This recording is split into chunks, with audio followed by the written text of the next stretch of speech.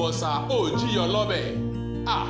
Àjànàkú kọjá mo rí nǹkan fìrí tá a bá rẹ́rìn ká sọ pé a rẹ́rìn. Solocard Multiventures Limited ilé ọ̀rẹ́ àgbẹ̀ ni mò ń sọ níbi kátà ojúlówó kẹ́míkà àti fataláísà tí kìí ṣe yèèpẹ̀. Ọ̀rẹ́ mi sọnù kí owó bá sọnà.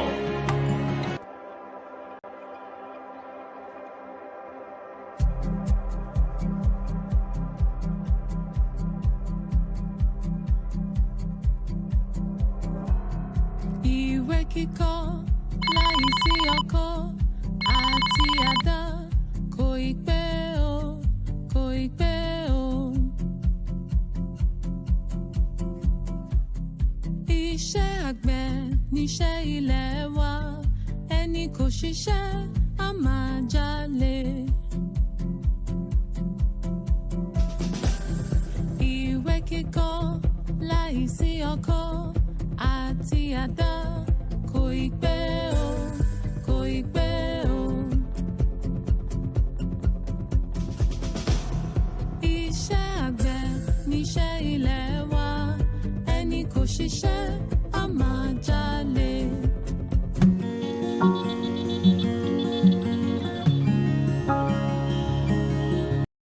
Good day, our dear viewers, our dear listeners, and our dear customers, friends, and our beloved ones all over.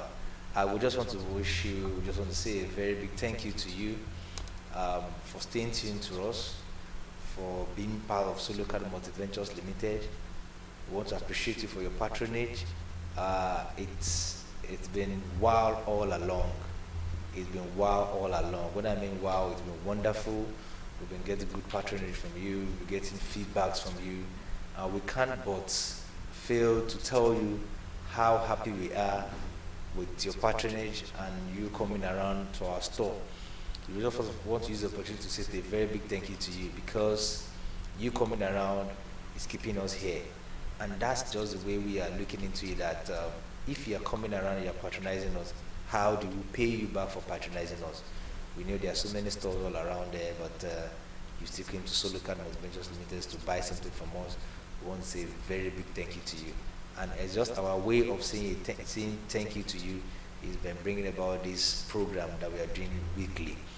We want to really appreciate our farmers for what they are doing by patronizing us, thereby at least providing informations that could actually help your farm, that could actually help your next project, that could actually foster the success of your agricultural pursuits.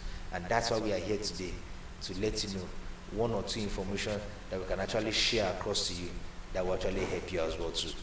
As you know, on this channel, as your regular host, my name is Mark Oluwafemi, bringing about the agricultural practice to your notice, telling you one or two things you need to know and how it can be of great help to your farm. Like we always say, whatever we're telling you here today, we're not saying we are the master of all. We are sharing from our experience over the years on agricultural practice to you, because we know whatever experience we think we have can also be of help to even you and your farm. No experience shared is too small or too much, but whatever experience we share with you, this is something that we have passed through before, and I'm very sure it's going to go a long way to help you even in your own production line. No one is an island, and that's why every day we are always researching, asking, digging, looking about what other ways by which we can actually do agricultural practice that will be better than before. What we want you to understand is this: the way you're doing farming last year is even different from the way you do farming this year. Because number one, climate change is occurring regularly. Like we all know, change is a constant thing. So things are changing. I'm sure what you're experiencing last year, this period, is not what we're experiencing now. Everybody knows. This time last year, it was so hot that the temperature was so high and the humidity was very low this time last year. But this year, look at what we're experiencing. Although the temperature is still hot, but not as hot as what we were experiencing last year. To those that have a very good understanding about what I'm saying, if you remember very well, you find that the temperature last year around this time was hotter than what we have now. That shows that the climate is actually changing gradually. And that's what makes some people to think, oh, the rain this year is going to be very heavy. No one knows. We are not sure again. Even the weather forecast we think we are actually working with, sometimes it might be true, sometimes the other way around. But the thing is this, if you are planning or you have adequate information about what you can actually do, it will actually help you to know how to go about your practices and also ensure that you have good yield. Like I said in 2 of our episodes back, I said if you are not prepared enough for this season might also go without you achieving what you want to achieve. I want you to understand something. Agricultural practice, it is very simple to achieve. What are you dealing with? You're dealing with the soil and the nature. So, but how you need to go about them is to understand the practice of the soil and how to harness the nature in terms of the climate change to whatever you want to do. Everything you want to do in agriculture has its own condition required. It is not magic. It is something you can actually achieve. And that's what we are bringing to your notice. The little information we think we know about a particular thing, about a particular process, a particular stage in agriculture, or a particular crop you want to cultivate in agriculture, that could actually help you to actually achieve that good result. And today, we want to talk about maize. Maize is a general and a common thing that everybody is cultivating. We don't have too much information to tell you, different from what you know. I'm sure you have a lot of information about maize and maize and maize. If we had to put it on, that people should start asking questions about maize, let's try to open, make it online for people to ask questions. You have so many questions to have. Some people have so many contributions to make, fantastic contributions that I mean. Some people have different techniques of going about their maize cultivation, which actually give them good yield. Yes, all these techniques are fine, but what we are trying to do as local manufacturers is to bring about all these informations to the notice of our farmers. And we feel the only way we can reach a very larger audience is by going through on this platform. And that's why we are here every week and every Tuesday to let you know how you can go about these practices. Talking about maize, we all know maize. We cultivate maize. First of all, you talk about your land preparation, which was one of the episodes we talked about some months back.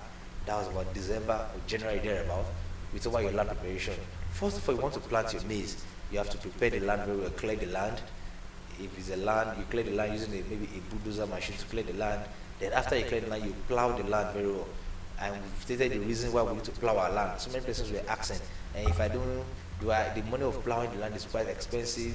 Why do I have to plow the land? Yes, we need to plow the land to break down the clogs in the soil in order to enhance the seed to have good establishment of roots. And when their root is well established, they could give you bountiful yield you're expecting. And we give a very good example that very day, that if a pregnant woman is not feeding well, the baby the pregnant woman is going to give birth to will not be very healthy. And that's why we give an example that you go to the hospital, some women will give it to baby, you find out some baby are very weighty, some are very skinny. Now it's a function of intake. It's a function of how prepared. That's why when women are pregnant, they always tell them to come for antenatal. Antenatal is for them to check. This is what you should eat, this is what you should not eat, take this medicine, do this one. They examine the women anytime they come around, okay, take this drug or whatever. Sorry, I'm not a woman anyway, and my wife have not given, I'm not married, not to go, my wife have given birth. But we have understanding of this illustration to let farmers understand what the crop also needs. The same way it is to human, and the same is similar to the way it is to the plant. If you can nurture your plant very well, you will get the required yield you should get from them. That's what we're saying in a nutshell. So why you need to plow your land is to break down the clogs in the soil, thereby allowing your seeds to establish very well. So that when the seed is well established, the seed can bear forth bountiful yield. But a seed that the root is not well established, that is not standing well, will not have good stem. And when it's not having good stem, will not have good fruits. Please take note. That's why you need to plow your land when you're planting maize. After you finish plowing your land, if you did the plowing for you, the operator can actually plow well and the land is a bit level. Fine. If it's not a bit level, you can even make it level by using an harrow. We have all this equipment to use. Most of us don't even know what are the functionality of this equipment. And harrow will help you, after the land has been plowed, help you level up the soil. You can use an harrow, you can use a rotavator, as the case may be, to level up the soil. Then make it relatively flat. Then you bring in your planter. Now, using your planter for maize, we have tractor-mounted planters, we have the manual planters. Even the manual planters, we have the wheel planter, that's a manual one as well too, that you push like a tire as it's revolving, it's dropping the seed into the ground. And even those types, we have the ones that there has two ways, the seed and the fertilizer simultaneously. As it's dropping the seed, it's dropping fertilizer beside it. We have those ones. We have the manual one again that you can you can hold them like this, by pushing it to the ground, it's dropping the seed for you, just the maize. Then you can actually later come and apply the fertilizer with another fertilizer applicator, both the manual and the tractor mounted types. So we have different types of them. When we get to equipment, we'll mention those ones. So when you finish plowing your land, your harrow is relatively leveled, then you bring in the planter. Then you use the planter to plant. When you're doing farming in this manner, it is required that you do a precise planting, in the sense that at least not more than 2 grains per hoe. Now, we need to look into certain things that farmers don't put into consideration. Number one, you need to ensure the quantity, the number of stands on your field. That's what connotes the yield you're expecting. If you should have, for instance, if you should have 10,000 stands on your field, and you are having 5,000 stands or 7,000 stands, as the case may be, you rest assured that the yield will be different. If you have 10,000 stands on your field and I'm having 5,000 stands on my field, both of us cannot have the same yield at the end of the day. These are some of the things that our farmers are not paying attention to. Because my friend planted his own farm, he had about, on an acre, he had about 7 tons. Yes, you can have 7 tons, you have 6 tons, as the case may be. And you want to have the same 7 tons, but you fail to ask him, what is the process? The process is, number one, the planting spacing. How did you go about it? Number two, the nutrient requirement. Were you able to meet up with the nutrient requirement for you to have the same yield? We have some crops, they always fill to the brim, to the top. You always see grains there. From the bottom to the top, you have grains all over it. But we have some crop, it's not filled to the, you see some empty crop on the top, you find that the remaining one has grains there. If you're having much of this on your field, you cannot have the same result with someone that has his own crop totally filled up. So please, we need to take note of all these things. They are not magic. It is achievable, but if you don't do the required thing you need to do, you might not achieve this result. First of all, when you start your planting, you need to know the planting spacing. Now, before now, most of us will plant maize. Some people plant maize at maybe 75 by 75 cm. Apart from each other, some people plant maize 75 by 1 meter. Then, later it was reduced to 75 by 50 cm. But because of the improved varieties we have now, you can plant your maize at 75 cm by 25 cm, which makes you have double of the number of stands you should have on your field, due to the fact that we have improved varieties of seeds now. So if you're planting 75 cm by 25 cm, that is 75 cm between rows and 75 cm between plants. I'll come again. 25 cm from one plant to the other, 25 cm. Then from one row to the other, it is 75 cm. If you can achieve that, you have good number of stands on your field, thereby giving room for you to have that 8, 9, or 7 tons, as the case may be, per hectare after harvesting. Now, after this planting, we talk about land preparation, we talk about planting. But before we go ahead, let's talk about seed selection. We all know that we have open pollinated seeds and we have hybrid seeds.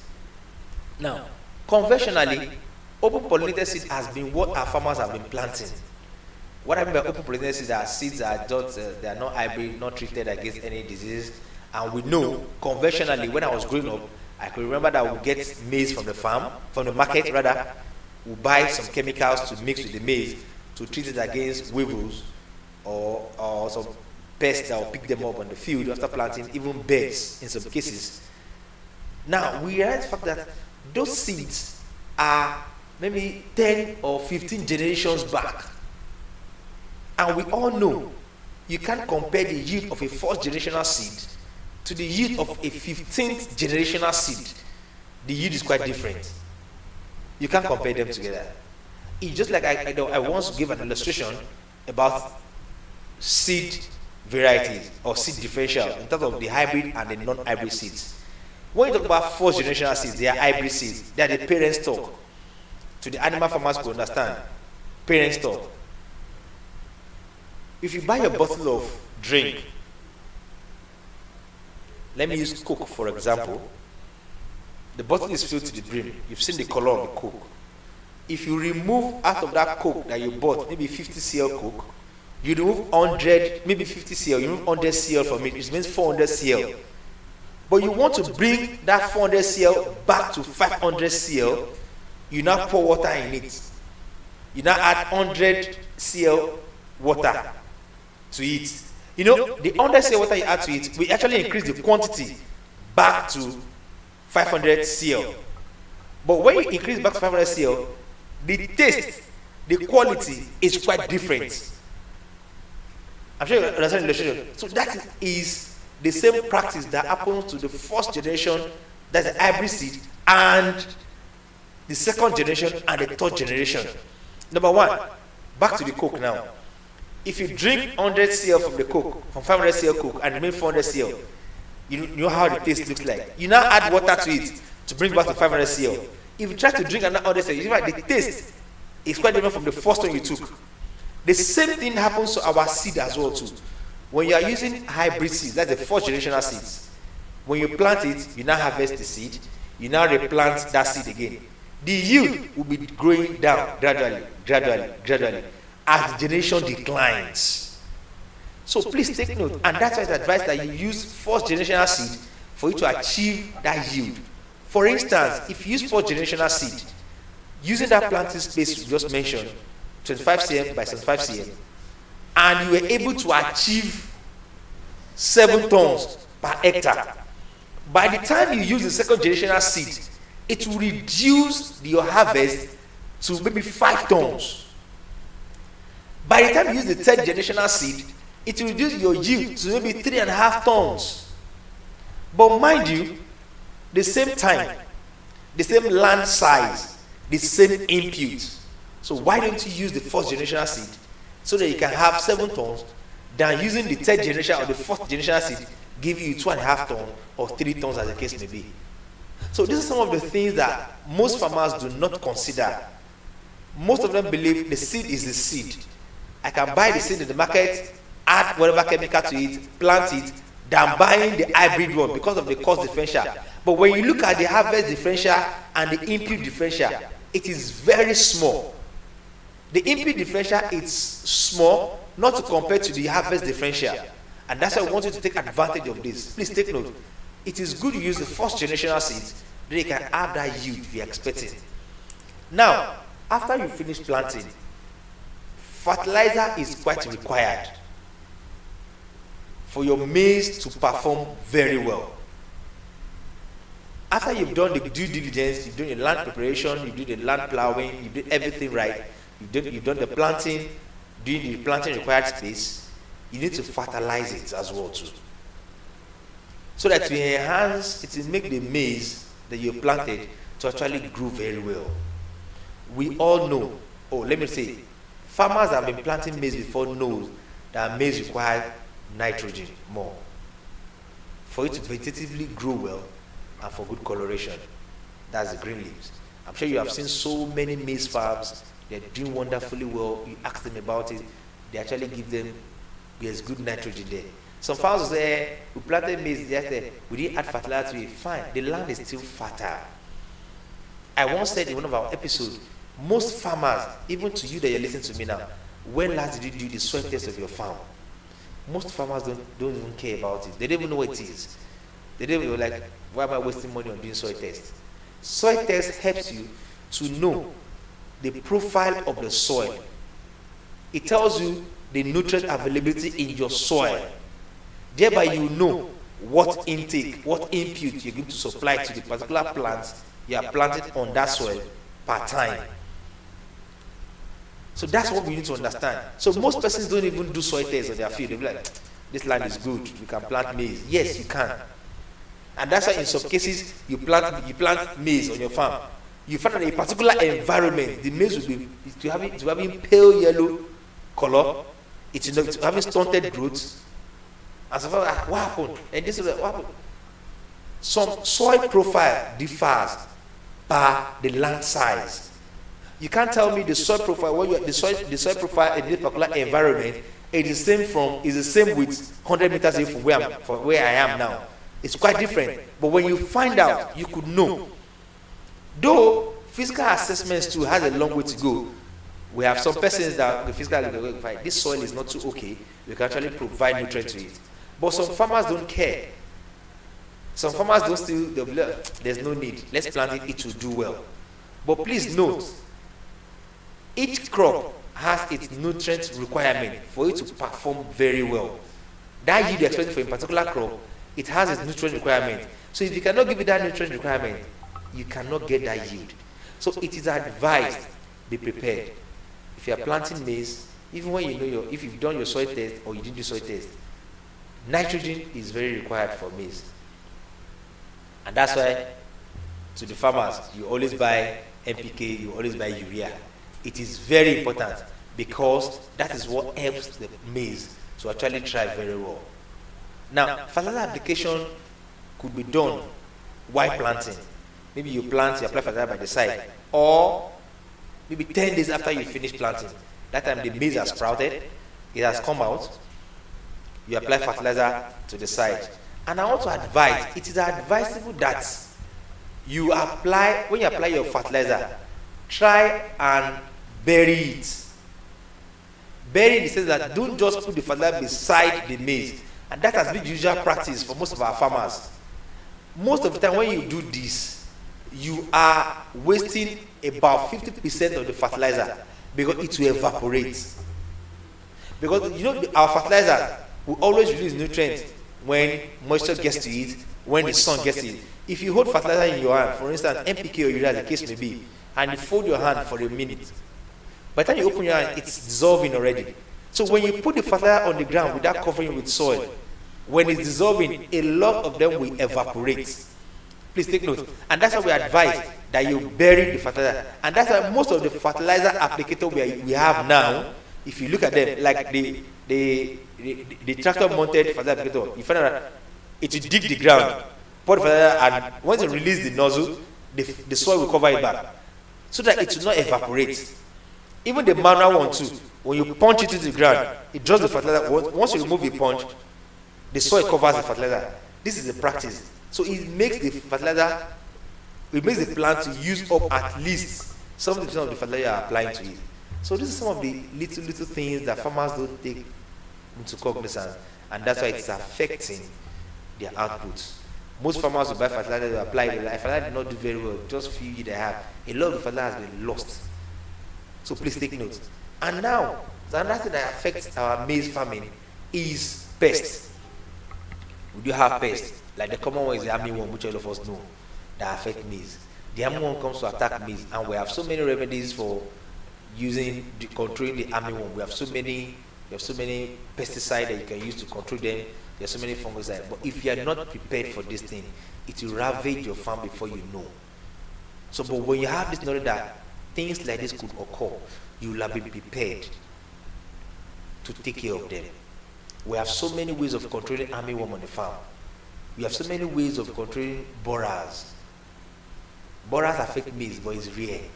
But majorly worms affect the maize. So please, you need to take note of all these things. If you can actually do it very well, like we said, prepare your land very well, do your planting very well, using the required planting spacing, choose an hybrid seeds, you fertilize your plant very well, then you control the pests. I tell you, you will always get that yield you're expecting. And we all know we have so many varieties of maize on the farm now, but at least from 50 to 70 days, your maize is matured. And if you want it to get dry on the field, you leave for about 80 to maybe 80, 90 or 100 days on the field. It will be extremely dry, then you move out. But you know that you can only do that for late maize, not the early maize. Because the early maize will not get dry on the field because rain will still be falling by that time it's matured. So it will start forming molds and start deteriorating on the field. But for late maize, you can leave it to get dry on the field and relax like that. So to those that are planted the early maize, you need to make arrangement for dryers. If you really actually want the maize in the dry state, to do your feed meal or for whatever processes you want to use it for. You need to get the dryer to get them dry, so you can actually, once they are matured, you move them from the field, prepare the field for the next planting, for the late maize that you can leave on the field to get dry. So this is some of the things that we want farmers to take note of. This thing we're talking about, it is very achievable. You can actually do it to actually get the results, and that is why we are continuously want to let you know the little information we think we know about agriculture. We want to share that across to you so they can actually do it well. Like I said, we are not the best agriculturists, but every day we try to do something different that draws us close to being the best, and that's why we want to be sharing across to you. So when we are the best, and we're all moving together, then we are the best, you are the best. You are doing it well, we are doing it well as well. Then we can always achieve better results. Then every other thing around us will come on so easy for all of us. But before I go, I want to let you know that whatever agricultural practice you want to venture into, someone has done something like that before. Please ask questions. Most persons just go into agriculture and I only hear that a lot of people just say about the outcome. They don't find out about the process. I heard that if I plant maize, I should get 10 tons from that maize. You ask the person the question, how did you do it? What variety did you use? What are the practices you did? So many people don't ask those questions because they just believe that my friend did maize and he got 10 tons. I want to get 10 tons also. You go to the market and buy maize. You go and clear land. You start planting the maize. Did you find out from that your friend what your friend did on his farm? How did you go about planting that maize? Did he do anything different? You should know. So please, I want to take this of information. We are always here to answer your questions. Our information are displayed on the screen. You can send us a message on WhatsApp. You can call. You can send us an email. We will always respond to that. Because when you send us messages, we could know what the challenge is in your area. We could come to your rescue. We travel all over the place to even see things on people's farm, actually assist people with some information or tell them how to go about these things. The challenge in your field is not a challenge that you cannot be solved. I tell you, whatever I think is something in your field, if you can share it, it might be the solution that you know, but you don't know that's the solution to it. But when you ask questions, you get information. At Solocal Multiventures Limited, we want you to always be happy as a farmer, because as a farmer, you are the next billionaire of this country. Thank you very much for staying to the Solocal Multiventures Limited. I want to say a very big thank you to you for always choosing Solocal Multiventures Limited. So stay tuned. We'll get back to you again next week with another interesting topic. And I'll tell you, be safe. Thank you, and bye for now.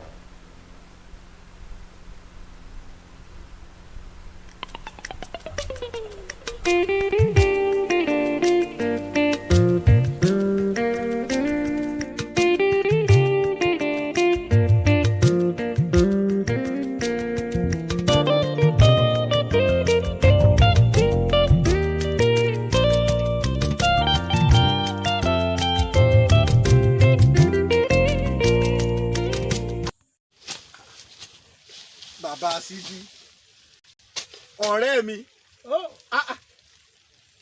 níbi táyé lajú dé yìí ló tún roko àrògbá kìnkìn. Wọ́n rò ó ti sú mi, mo ti fi kó tó ẹ̀mẹ́ta lọ́dún yìí. Níbo ló ti wá ra kẹ́míkà tiẹ̀? A ní lọ́dọ̀ àwọn tí wọ́n máa ń to kẹ́míkà sí ẹ̀gbẹ́ títì ibẹ̀ mo rà. Ọmọ ṣe o, àgbárí bíjá tòtò kí o tò. Kàṣà. Sórí, ó ti gbọ́n pa sólókàdì ń tiẹ̀.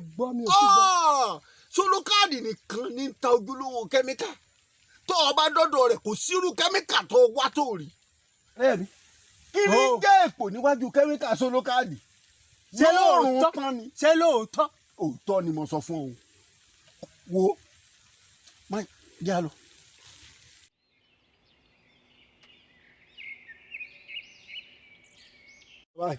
Mo rí gbogbo rẹ̀.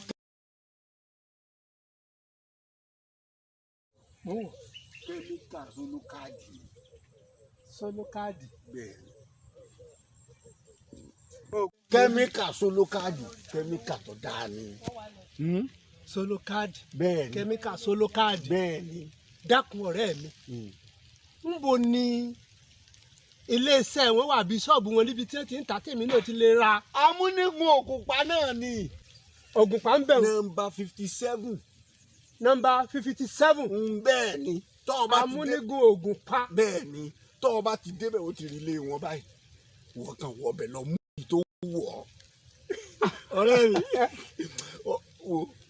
àgbẹ̀ ti di rọrùn. tèmi ti dá lọ́dún yìí.